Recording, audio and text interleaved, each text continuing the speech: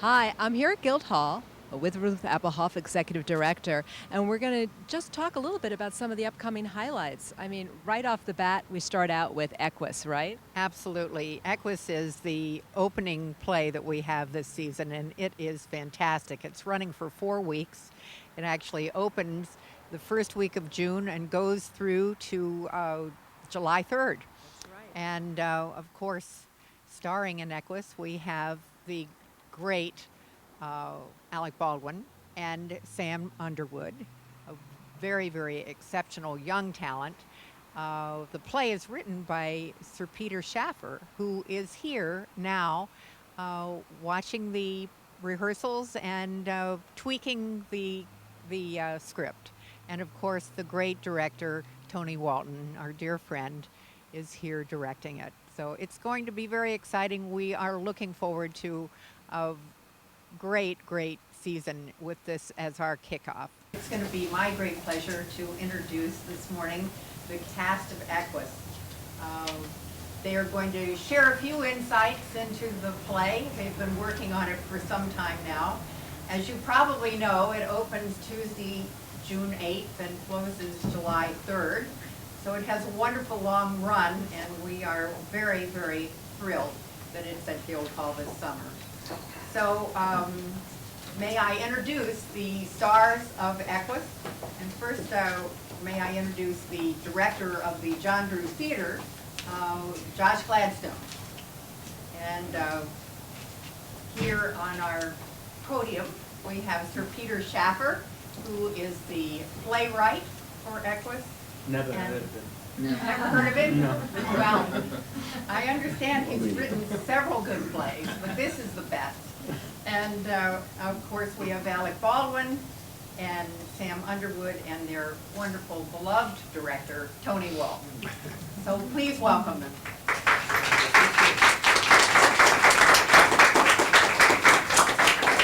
So I'll ask a couple of questions as the de facto moderator of these gentlemen about their process, and then turn it over to you folks if you have any probing questions you'd like to field from the press. So my first question is to Mr. Baldwin, and my question to you, sir, is you were very excited about working on this role and on this play. Can we ask, what is it about the part of Dysart that attracted you to do this play? Well, this is a play that I'd wanted to do for a long time, and Peter's plays are considered some of the greatest plays of the last 50 or 60 years, you know, whether it's Amadeus or this play as well. And it's a difficult play to do, I think. It's a very, very demanding role for everyone, for Alan and for the actor who plays Dysart. I tend to want to do a show and say to myself, is it hard? You know, I don't want to go out there and do something that's easy every night because it can get a little boring. You have to go out there, for me, and think every night, there's a very good chance you might not get it right. Right. You know? There has to be some kind of a challenge. This is a very challenging piece. And as Tony and I talked about earlier, Tony and I wanted to do a show here and work together. And the conversation was a lot about shows that were typically more kind of summer fare and Coward and things like that, and Front Page, you know, Hector MacArthur. And we came upon, you know, we just looked at each other, and I'll let him fill in the blank here, but we just looked at each other, and I said, you know, he said, what have you always wanted to do? I said, I've always wanted to do Equus. And within a matter of days, I was at his dining room table with himself, and we were sitting there. No, it was kind of funny because nobody said really kind of what we were doing, and we were kind of, you know, Tony and I were kind of like positioning Peter to somehow maybe give us the rights to the play to go here. And then I'm very, very grateful. I'm very grateful that he did give us the rights to do the play. So anyway. Thank you. Tony, what were your thoughts? Because your first thought was not to come to us with Equus, but then when Alec brought it to you, what was your response? You have some history with the piece. I do, and Peter and I have known each other since 50, 58, 50 centuries. Partnering exercise was 58, was it? That's right. Right, I guess since then, so Yes. a lot of water. And so it was wonderful to be able to contact him about this. But what happened when Alec called and said we weren't able to get the rights to the front page? And he said, what I remember, and maybe I bent it, Alec, I'm sorry if I did, is that, you know what I've always wanted to do is the doctor in that horse play. And I said, are we talking Equus? He said, that's it. I said, he said, that's a great, great play. And I said, Alec, you have to be completely nuts. So we just had the Harry Potter version a season or two ago, besides which there's simply no reason to do it if you don't have an unbelievably brilliant young... Oh, I said, and I had actually just that day cast Sam in Candida in the other most difficult role for a young man, which was Marchbanks. Marlon Brando's first role on Broadway with Catherine Cornell, who was the person who said of this theater, this is the most beautiful summer theater in America. And, sorry, wandering about a bit here, but so the minute I twigged that I literally just signed Sam, I thought, oh, we can do it! And so Alec came to see Sam in Candida, and we were off and running. But the most extraordinary part was that Peter said, over the past 40-something years, I've had some thoughts trickling around in my head, and I'd really like to readdress some portions of the play. Here's a play that internationally is known as one of the great plays of our lifetime, and the author is still interested in dealing with it. And this was so exciting, and he has indeed been working so hard on it that he's actually shed blood in the process on the fresh pages. Absolutely true. There's blood in this play. Yeah. Can I ask you then, Peter, what are your thoughts about these revisions, these edits? This is a bit of theater history. That would start an enormous occupying space.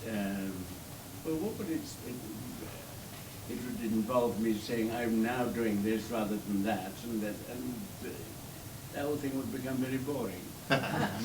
Also, no, I mean, partly there's something tedious for me to just watch people and having a good time, hopefully, and doing the play, and it's new to them, and I wanted something that was new to me. And I've always vaguely, not very, very strongly, but vaguely, thought alternative versions to the play in various tiny, and let me get this quite straight, it was not an enormous rewrite to the play at all. But there is a core shift, which is very fascinating. Yes, a bit here and there that flickers in and out, but it's not, I haven't arrived with an entirely different play, not at all. But I wanted to try little things along the path, which I always have done, but I wasn't storing them up for the moment or anything like that, because it would have been I'd been perfectly happy if I had just done the original, the same thing, because a gigantically talented cast now staring at me, I'd be a fool to actually change too much. Well, Tony said to me, he said, Peter's thinking of doing a bit of rewriting of the play. I remember saying, why does he want to do that? It's absolutely perfectly it is. The little things. Yeah. Well, you'll decide.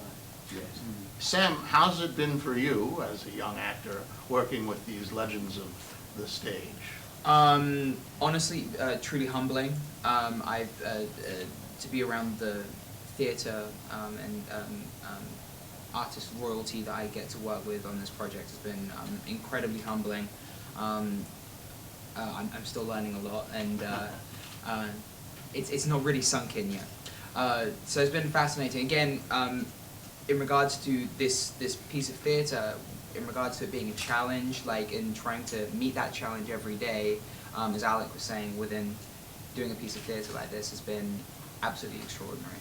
And with these little tinkering and playing around with shifting focus of the play towards this light, the piece has been doing as well has been incredible. To be involved with a not new piece of the same play, but a revised piece of the same play is an incredible opportunity. It feels as if the creative process is Absolutely. actually going on underneath this, which is extraordinary.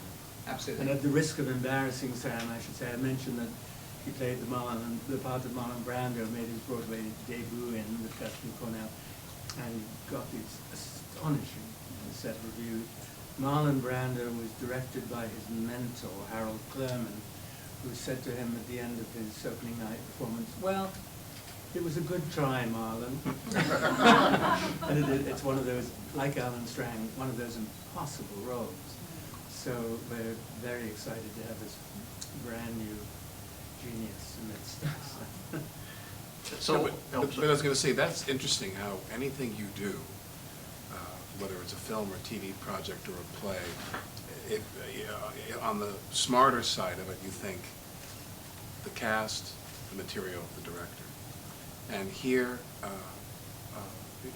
I know people say these things to be polite so often in front of the press, but for me, it really is truly, this is honest.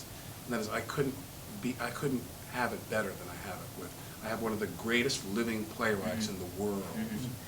One of the greatest playwrights, living or not living, who I mean, when you read this play, when you read this play, you think, my God, one guy wrote this. It's so complicated and it's so many things that you will hopefully see. That's the challenge with a play like this. Is the play is great, so if the production doesn't work, we know it's us, not the play. And number two is to work with Tony. And aside from having all the abundant experience he has, is really a joy to be around. He's a director who's got things to say to you that are useful, which is not always the case. And then the third thing is people who are really good as actors, you can tell. I mean, very few people, I think, are actors who stumble along for 5 or 10 years trying to take shape, and then all of a sudden they emerge. You know what I mean? When you work with them, whether they become well-known or not, when you work with them, you can tell they're good right away. You know what I mean? The good ones are good pretty much from the get-go, and he is very good. He is very good. And it's going to be great. I work hard. I work hard. So, do we have some questions? Any questions from anyone in the room? Anybody? Yes.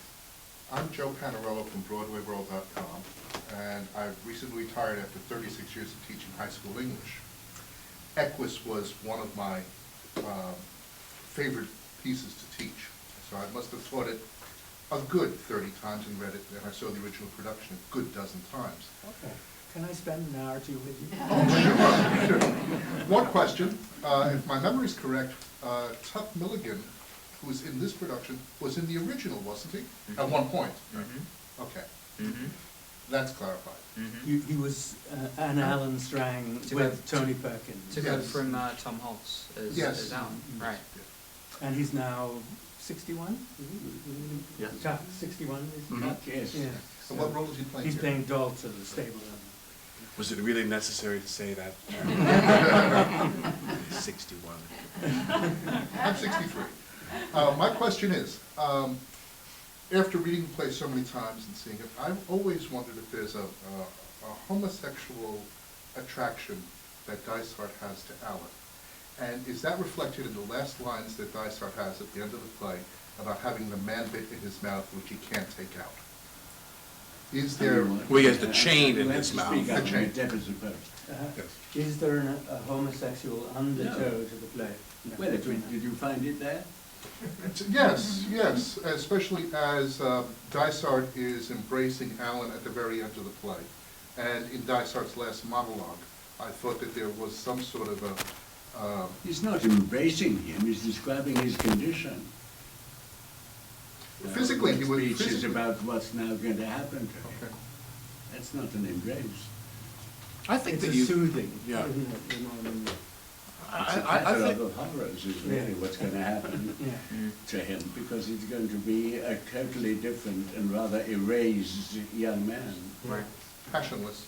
It is a very disagreeable future, I would have thought. Well, a lot of people could easily go that way. We've talked a lot about that, where Yeah. there's so much in the text that you can read into that. And I think that I think I've learned in the theater, especially with enormously well-written pieces like this and very smart pieces like this, where people are really listening.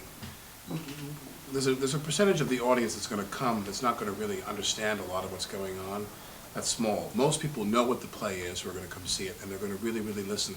And with those people, you can never hope to influence what they're going to take away. They're going to take away from it their own personal thing. If I mean, I could do a certain set of things, and one person could walk out of the room and say, well, the psychiatrist is completely in love with Alan. It was apparent. You know, I mean, or not, as the case may be. So I don't even bother trying to. I have my own beliefs and set sail in that direction. We touched upon that actually when I was working with horses, talking about that whole, because there are men playing these horses. We don't have real horses on stage, so no matter what happens, there is Alan, worshipping these men playing horses on stage. So someone brought up, is that going to look too much like this? And I was like, well, at the end of the day, my thought process as Alan, I'm doing something that's homosexual right now. I'm worshipping with my body, soul, mind, and everything.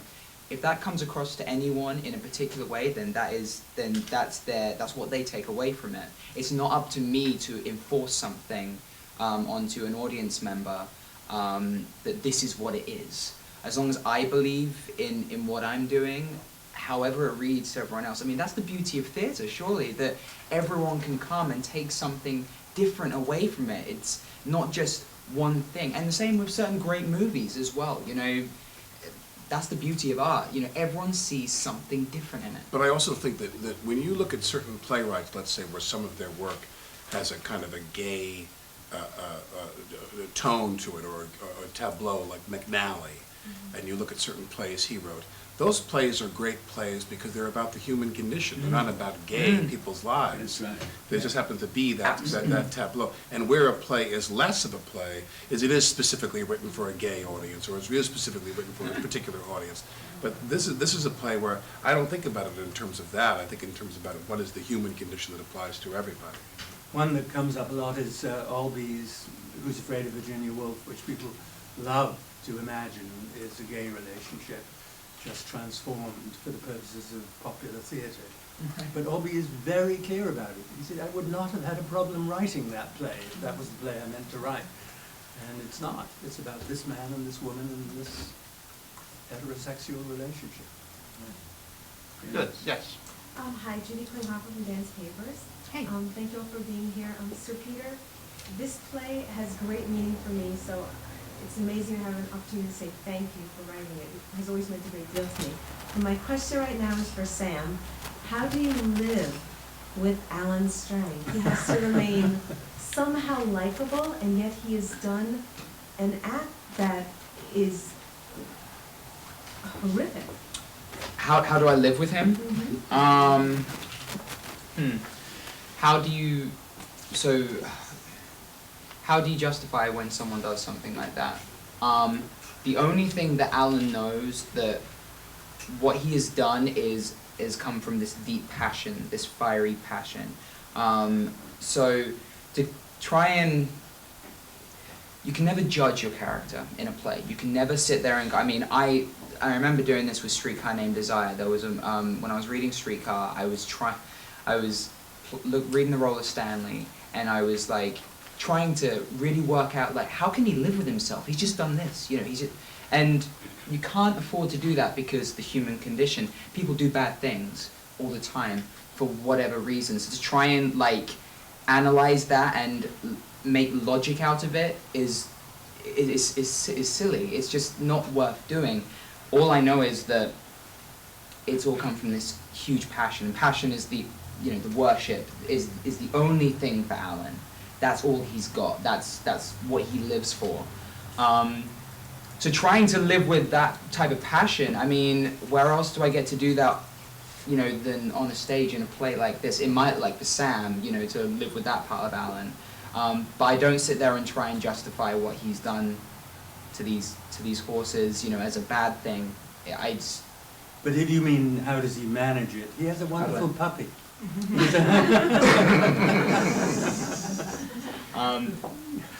it's exciting. I tell you, I mean, it's draining at the end of this play to go on that journey, but it's the biggest high ever because there are, you know, lucky enough I was allowed given the opportunity to play Marchbanks in Canada.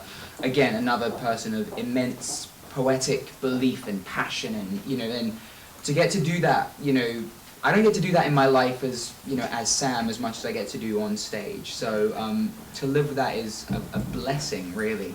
Even when I'm blinding 6 horses at the end of a play, it's thrilling. And It's, getting naked, it- yeah. Yeah, again, you know, and it's, where else do I get to do that? I mean, you know, it just doesn't, it doesn't happen in my daily life. So it really does, it doesn't. No, it really doesn't. It really doesn't. So no, I don't try and place judgment or, you know, analyze that too much. I leave that up to the doctors and the psychiatrists. Have a great play. When you go and do a Shakespeare production, or you go and do any of the classics, in O'Neill or Ibsen or Shaw or what have you, Williams, Edward Albee, Peter Shaffer, you know, when you have a great play and you know that it works, you just feel there's this tremendous opportunity for you. The words are there and the piece is there, and if you can go out there and you can, I mean, I have one image. I say, when you start a production in the beginning of the evening, and by the time the curtain comes down, I always say, my dream is to surf the wave all the way to the shore, you know? I say all the lines as written, the way I believe that they should be said, and I'm fully connected to the people I'm in the scene with. And when you can really live that fully in a production, in a performance of that show, it's like the greatest experience you can have as an actor. I mean, as Rob Reiner used to say to me, I did a movie with him once, and Rob Reiner said, yeah, you want the chance to say great words and really smart words. He says, because 6 months from now, this guy's a great actor. Look at him, he's going to be a movie star. 6 months from now, he's going to be up in Canada with Ray Liotta yelling, "Get down! Everybody get down!" You know, it's like, it's this, yeah, in your case. And so it's like, you know, this, I want to enjoy every minute of this, because when this is over, you always think to yourself, you may never say these words again. How do I live with Alan? Moment by moment. But also, is it fair to say that the process is, in its way, as much fun as the performance? Oh, no, the process is torture. Said the only thing he was the process. And so there are moments when you can see Alec going, I got that, I got it, I found it. You know, there's such a feeling of excitement in the room.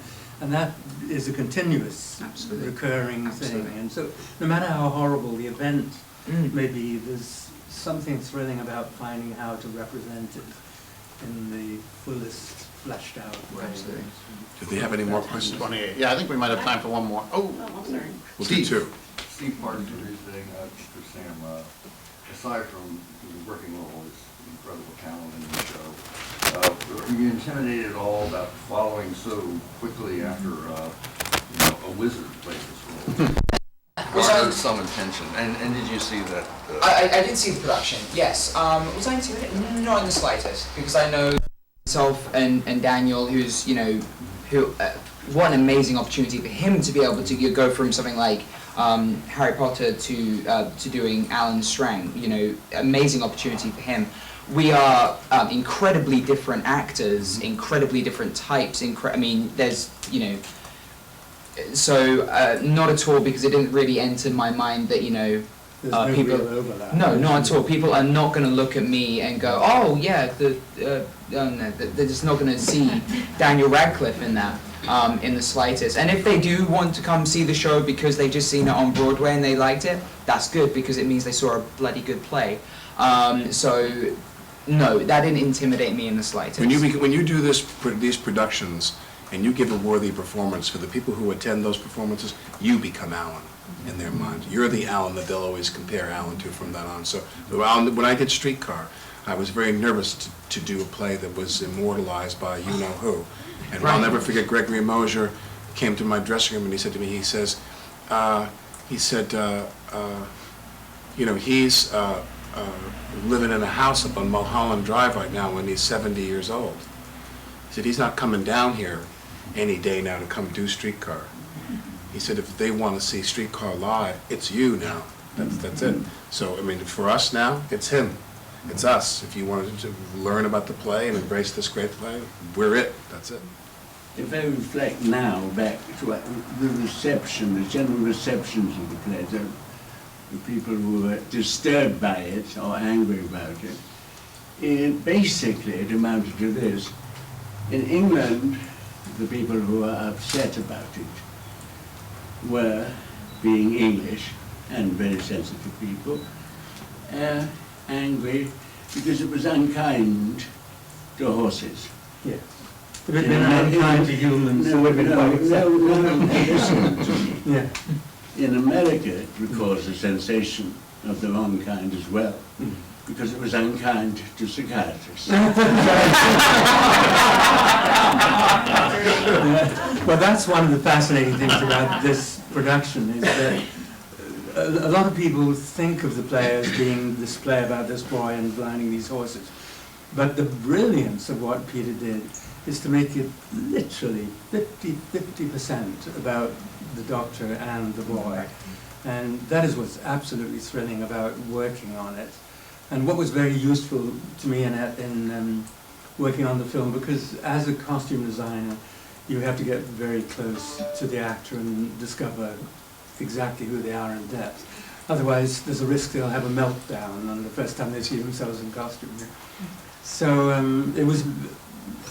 I've been surprised at how often the film, which is a completely different thing, and this is so entirely a play, that who knows if it ever should have been a movie.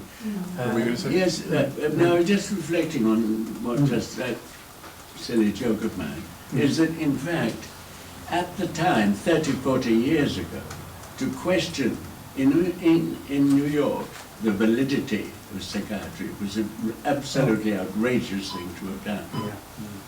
Yeah. Now, it's all the attitude to psychiatry is different, totally different. At that time, which was strict Freudian,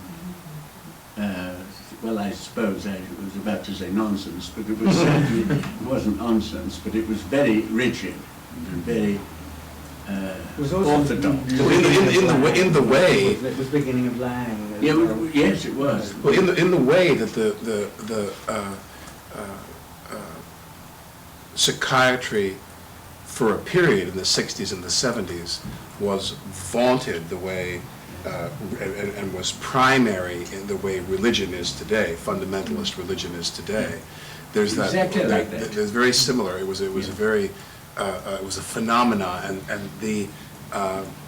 there's the scene in the play, which to me is one of the most chilling moments in the play, when she says, "If you knew God, doctor," the mother says.